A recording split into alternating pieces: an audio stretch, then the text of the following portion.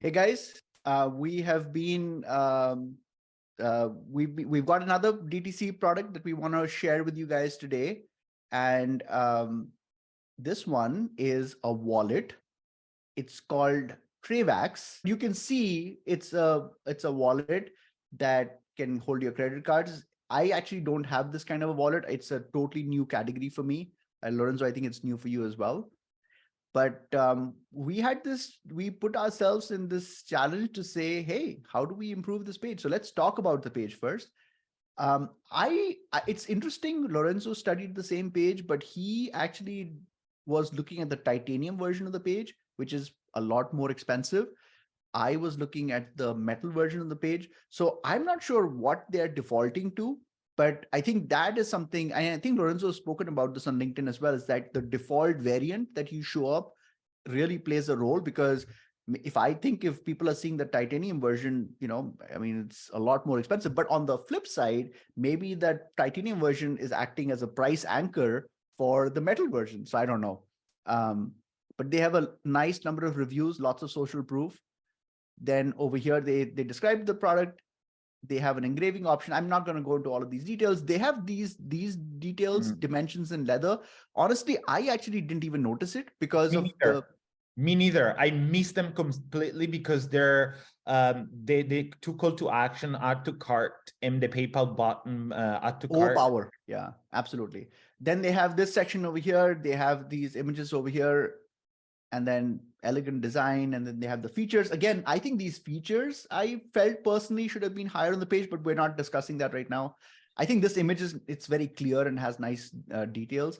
And then of course they have the reviews. So Lorenzo, that's just the product page. I don't think there's much for us to cover there, but I think what we can do is we can talk about our ideas. Now, for those of you who are new to our channel, and I realize now I could have made this video bigger. For those of you who are new to our channel, I would recommend you can pause the video right now. In the description, we actually even have a link for their product page. You can go and spend 10 minutes on the product page and see what kind of ideas you have and note down on a piece of paper, and then come back and look at what Lorenzo and I came up with. I think it'll be fun for you to say, oh, these ideas match and these ideas were different. That's true. Lorenzo, do you want me to just go ahead and then go through my ideas real quick? Or do you Please, want to yeah, talk? go ahead. Go ahead. Go ahead. So my first insight is that my topic is be wary or be careful about attention taxes. And I'll explain to you what I mean by this. So on the product page, they have right at the top, there is a link called CNC machine. Now Lorenzo's spoken about this many times. Like if you look at the image gallery, I can tell you 100% of people see the first image, 80% of people see the second image, and it keeps on going down. Similarly for links, I can say the most number of people are clicking on this first link versus these other links. So it gets a disproportionate amount of weightage in terms of attention. But the problem I noticed was that when you clicked on it, I'm not opposed. I don't like the fact that you're taking to a YouTube video, but I think the bigger issue is that this video, it's 2-minute video. It actually doesn't tell me anything interesting about the CNC machining. It is basically like an employee story, and stories are really, really powerful, but it's not even a relevant story. And so I thought about this and I was like, how do I want to explain this? So I have some notes prepared over here. So there's a very interesting detail, and I think we all fall for this trap. Building a video, if you look at this video, just watch 10 seconds of video, the music, the editing.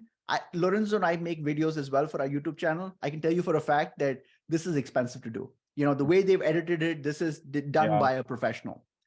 The problem is that whenever a company invests in an asset, there is the sunk cost fallacy where you say, okay, I've spent $3,000 in this video. I'm going to bloody well use this video everywhere. And I think that's we need to be careful about that. Why? Because the reason is that there was this very large scale study that was done where thousands of e-commerce websites were studied. And what they found was that the average time on site for the entire website, not for one page, but the entire website, is 2 minutes and 32 seconds. Now ask yourself, do I really want to take nearly 2 minutes of that video and deplete that 2 minutes and 32 seconds that I have? And for me, the answer is no. And the reason I'm sharing this is because So what I would do is, and this is an idea that I learned from Lorenzo, is to run a non-inferiority test. Is that the right terminology, Lorenzo? Yeah. The idea here is essentially what you do is you remove this link and you run an A/B test. And if you notice that there is no drop in conversion rates, you conclude that the video is not necessary. So I would remove the video. But what I would then do is I would come back and I would make it a link again, but I would add a pop-up that specifically talks about the advanced CNC machine presses these guys use.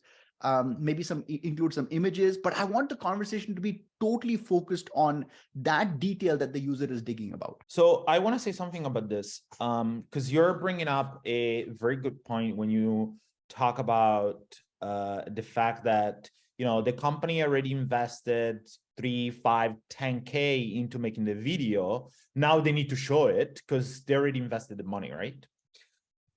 I think the problem with this thinking is not just that, it's at the top of it. And what I mean by that is I have this vision, Rishi, of a CRO agency, right, that not only makes conversion rate optimization, that sells conversion rate optimization services for a website, but also puts together videos and images that are based on customer research. Why the hell should the photographer or a video photographer come up with a video, a conversion video, and why not the CRO person? I have no idea, because a video and an image are such an important asset on a product page or any type of website that an expert in conversion should be the person that writes the script or comes up with the concept, not a photographer. So end of my rant. No, I think it's a very valid point. And I totally agree. And also just reiterating the point of like, sunk cost is sunk cost. Don't try and repurpose this. I fall for this trap as well. And we all fall for this trap. And the reality is you made a video. At that point, you thought that was a really interesting selling angle and you thought it was a clever idea. You're putting this on, I'm assuming for this website, this product page, I know it's the biggest seller, gets bulk of the audience. I mean, do I really want to show and by the way, Lorenzo and I have done research on the video content they have tons of better videos. So I would argue that that's not even the right video to use. Let me just jump into my second idea. So one of the unavoidable facts about this product is that I've never spent this kind of money on a wallet. And in fact, if you, like Lorenzo mentioned, if you buy the titanium version, it's $219. Mm-hmm. And I think, again, this is a very interesting strategy that brands use, is that when they know that this is an uncomfortable truth. And so the way they deal with it is by not necessarily talking about it, because they don't want to kind of dilute their brand. But the problem is that the consumer is still thinking about that. We have to address that. And there are, we've talked about in previous episodes about using a call to action over here for price justification, et cetera, et cetera. That was actually my original idea. But then as I was doing more research, I actually found a much bigger idea on their website. And I want to just mention this. It's one of the best big ideas that I've seen by a small DTC brand. I think it's a very clever idea. It's a very genius move. But they have a page on the website, and I don't have the link for that page. Oh, I do. Here, I'll just show you the page. They have a page, which I don't know how many people see this, but what an amazing page. The Trayvax vision, 5,000 American jobs to support 5,000 American families. What a beautiful line. And they explain that over here. Again, I like the idea of always having copy that supports video, because not everyone is going to want to play the video, but we want to be able to show them what the pitch is. And then when you play this video, it is such a earnest and humane and humanistic. It's not slick produced. It's actually a handheld recording, which is the most effective. And he's talking about, I just walked into the warehouse and here's my vision, and it's not a marketing mess. I just believe it's very, very authentic. And I just fucking loved it. But the thing is that this is on some obscure page, at least for me, it's an obscure page that I don't know how many people on the product page are actually getting to it. And I would look at analytics. Again, don't listen to my idea. Go to analytics and see what percentage of new traffic that's coming to the website is coming to this page. And if the answer is 95%, then don't listen to me. If the answer is 5%, then you've got a bloody problem. And so the way to solve that, in my view, what I did was I just kind of increased the height in the mobile section. Some people will say, well, you're increasing the height of the page, or adding more friction. Again, there is a difference between good friction and bad friction. To me, this is such a valuable conversion asset that I would, if I had to remove something, I would remove something too. But I felt in this case, this was the right location for it. And I want to show you something interesting, actually. There's a choice that I've made that I think is an important choice to understand. So if you notice on the product page, they have the description, they have all of these details over here, and I decided to include it right at the bottom, right above the reviews. There's a reason why I did that. I didn't show it higher on the page. This is a really important lesson also in marketing, is that there is a sequencing of when you reveal what. When someone first comes to a product page, I don't care about your vision for making 5,000 jobs. I'm like, dude, I'm not even like, I need to sell the guy on my wallet first. That's why I didn't want to disturb the sale. I want the person to fall in love with the wallet. And the theory is that the people that are most in love with the wallet are the ones that scroll this deep. Now I'm giving them another reason why they should buy from us. So I think the sequencing matters as well. The third idea is, I think this is a very sexy product. It's a very good looking wallet. And I think that I would really emphasize on the looks of this.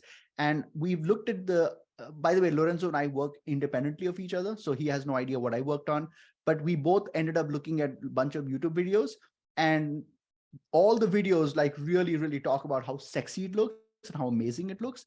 And so I think that's something they should play up on. I just want to, now I'm a copywriter, so I always look at things from a copywriting perspective. So I always I go backwards. If a product is sexy, what can I guess about the person who's buying the product? Well, I can guess that he's the kind of person, or she's the kind of person who cares about stuff that's sexy. That's a very obvious conclusion. Why would they care about something that's sexy? Because they want to feel good. Why would they want, what do you mean by feeling good? Well, feeling good is relative to how other people feel. So I can, like, based on this, I can actually paint a picture about the persona of the person. So I want to now that I know that, and again, I'm just making guesses about the buyer. I'm not sure that's true or not, but it's a reasonable guess. I can now start writing copy that plays up that sexy aspect. Of course, you should include sexy images of the different angles and all of that. But I think also we must tell stories. And so my thought is that people looking to buy this wallet are people who want something that's different from what their friends have. So I would really play up on that angle. They want a conversation starter. I mean, ultimately, you go to a bar and you take out your wallet. It's a conversation starter. People say, hey, what the hell is this? And the kind of person who's buying this likes those conversations. An introvert would not like it. So I would like maybe kind of talk about that aspect. And I want to add one more thing about this, because this is a very good point that I haven't thought about this before. And now that you're mentioning, I'm like, this is like absolutely true. So because of the shape of this wallet versus all the other wallets in the market, and as you said, a lot of times people just go to like the bar or at the store or whatever, they pull it out. That is a conversation starter, which also, because it's so different than all the other wallets in the market, it's a great way to bring virality, right? So it's a product that does the marketing because of the way it looks. So it's very easy to do word of mouth marketing with this type of product, because it's like super different, right?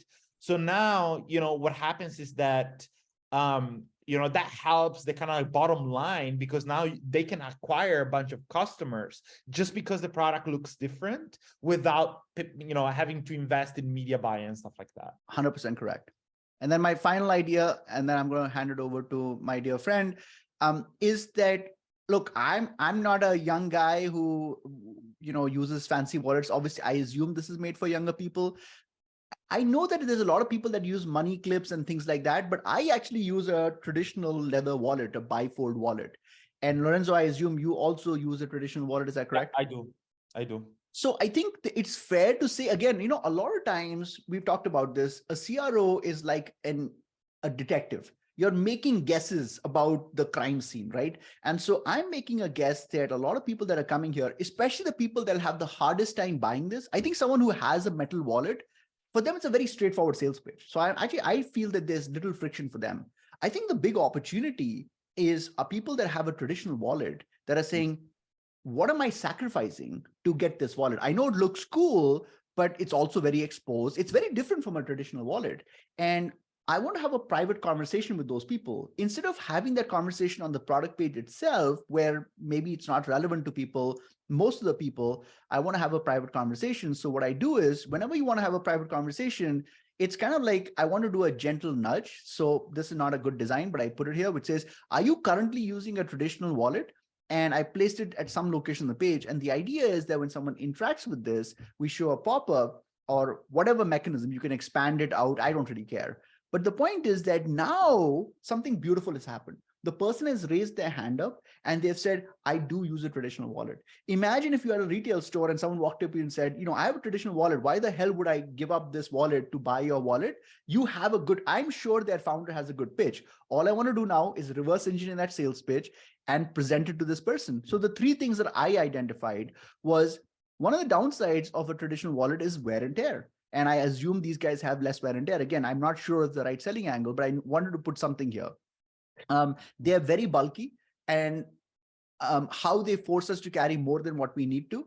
And then the expandability of this wallet. I discovered that this wallet can actually expand to carrying 18 credit cards, but it doesn't have to be defaulted to 18 cards. You can default it to 4 cards because you can adjust the dials.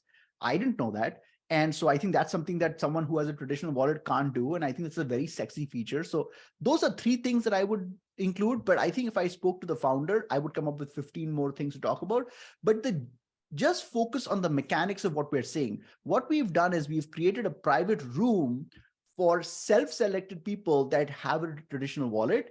Now, what sales pitch you come up with is secondary, but to me, that's the difference maker. I'm going to stop talking. Lorenzo, it's your turn now to share your screen and share your ideas. Here's 3 ideas. So actually, before I talk about the ideas, Rishi, for those people that have never watched any episode that we do, the weekly episodes in the past, I usually do reviews mining for the product that we are analyzing, meaning that I select 20, 30 reviews from the product, and I analyze a bunch of insights coming from those reviews. This time, honestly, I didn't have any time to do that, so I replaced that type of research with basically watching, 5, 6 different YouTube videos, because I actually believe that YouTube videos are super, super useful to understand why people buy specific products, because a lot of the YouTube celebrities or YouTubers are actually very good salespeople, but are also customers at the same time. So I watched about 5, 6 videos for this product, and they're just like review videos. And what I noticed is that pretty much all the YouTubers that I watched, they just focus the entire video about the design and the aesthetic of the product. So the entire video was about how cool the product is, how beautiful the design is, right? So, for me, whenever there's a lot of time being spent talking about one thing, it means that that thing is important in the eyes of the user, right? And for that reason, I want to double, triple, 10x down on that. So the ideas that I have are all about the images of the product. So I'm going to walk you through each one of them. Lorenzo, do you mind maybe expand, because you have the mobile page, maybe you can expand it out to, I don't know if you need to use the mobile page. There we go. Nice. Yeah. So the first one, I would double down on the leather and the titanium quality angle, because I noticed that a lot of people were talking about how good quality the leather is, how it's like the titanium is very, very light and stuff like that. I haven't really seen images on the product page that are just focusing on that quality. You know, you can even use, for example, like images of the lab or the manufacturing company that makes the actual leather, or an image of the machine that makes the titanium and stuff like that, just to show craftsmanship as an angle, as a selling angle for the product. And as I put here, this is a masterpiece, not a wallet. So you need to show it off. You need to like double down on that design. Now, that's the first one. The second one, so I was watching a YouTube video, and I saw this guy basically like comparing two wallets, two different designs and colors, one next to each other.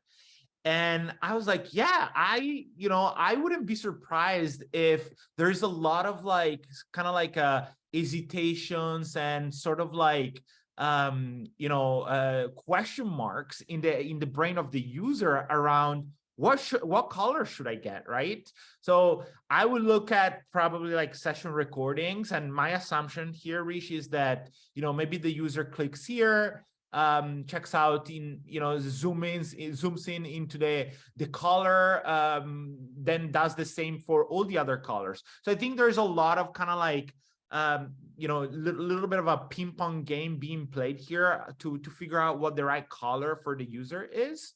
So, and again, it goes back to the point that you made earlier, which is that if the assumption is that people are buying this for aesthetic reasons, then the color and the type of metal really makes a difference. Yeah. And, I was even thinking about like the offline experience, right? If I had to go to a wallet store to buy a wallet, I would probably like, put one wallet next to each other to kind of like analyze the color and figure out which one I like the most.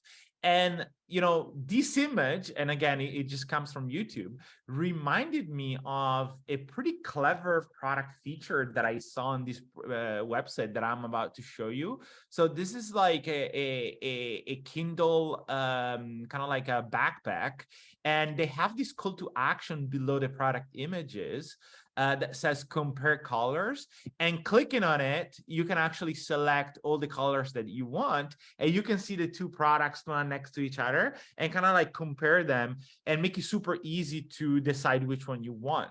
I love and it. Obviously, to build this type of functionality will require development work and so on. But I'm suggesting something like what I call like an MVT, so minimal viable test, that you can run, where you can basically like take a bunch of photos of all the colors one next to each other, and basically like you can have a call to action just here that says compare product colors, and then opening up, clicking on that call to action, you display a image gallery where you compare all, like you show all the different wallets one next to each other. That could be a super simple, like you just need to spend maybe like an hour taking photos of the 8 different colors one next to each other in your store or whatever, and that would be like a type of a minimal viable test that I would run, just to show the difference of the two colors one next to each other. So that's the second one. The third one. So one thing I noticed is that I'm gonna show something on the product page. So right below the two call to action here, they have this section where they just show a list of these. To me, it's like a laundry list of product features. It's kind of like a bullet point. My first question when I saw that was, well, I wonder how many people are actually like, reading through each one of them and like fully understanding what they mean and what each of these feature is in relation to, like, what does CNC machine plate, what does that mean, right? So what and then I noticed here at the bottom that this feature section, which I thought it was interesting, but I don't think this is like the best way to visualize the product features. So here's my suggestion to that. Instead of using this kind of like graphic where you're just using, this is kind of like it looks like it comes from like a design software instead of like the actual product. So I would actually double down on this format where they're using what you call the picture story format, where they're using the actual call out to describe. But instead of using this graphic, I would use the actual product photo and product image. And then, as you said earlier, in the right way, this section is way at the bottom of the page. So I would move this part right below the call to actions so people can see it right away when scrolling down, rather than at the bottom where probably less people see it. That's all for me from for today. Yeah, I think that's great. I hope you guys saw value in this. I think it's really interesting. We've only spent a little time on this. Imagine how much more you guys would be able to have, or we'd be able to have, if we spend more time on it. I think the lesson here for me is that I think oftentimes our attention is like, we'll spend 5 minutes on the product page, then we'll say, let me look at the checkout flow, let me look at the home page. And I think what happens is that it diffuses your attention. I think if you spend time on the product page, just like what Lorenzo and I have done, we are absolutely convinced anyone can do. We don't think we have special powers. I think the only thing that we have is that we have discipline, and we say, hey, Lorenzo, you cannot move away from this product page. So he's forced to work on that product page, and that's where these ideas come from. And I think oftentimes for the business, they don't have those constraints. So they say, let's focus on multiple other things. Also, we don't believe in any sacred cows. So if something seems like a bad idea, we're not tied to it. We want to get rid of it, because the purpose is to essentially identify and convert shoppers that were close to buying. And so anyway, I hope you guys saw value in this. We will see you again with yet another episode. We really, really depend on your support. So a like by you really sends a message to YouTube that the content is liked. Comments by you give us feedback on what you like best and what was unclear, so we can create more supporting content. And if you have anyone who in your world who is in e-commerce, who's working on a similar kind of product page, send this video to them. We are confident that they'll see value in it. Plus, it'll make you look good. So please, subscribe to the channel if you haven't, and we'll see you again with yet another episode. Every week we launch a new idea. So stick around, and I think you'll get to learn a few things. Take care. Ciao. Thank you. Ciao, ciao.